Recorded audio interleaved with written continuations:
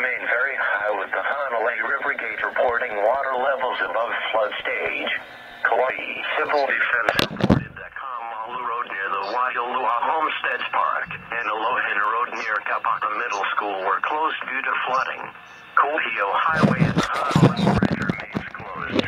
Locations in the warning include North and East Kauai. A flash flood warning means flash flooding is imminent or occurring in streams, roads, and low-lying areas. Move to higher ground now. Do not cross fast-flowing or rising water in your vehicle or on foot. Turn around, don't drown. This flash flood warning replaces the pre-existing warning that was in effect for the island of Kauai. Runoff from the storm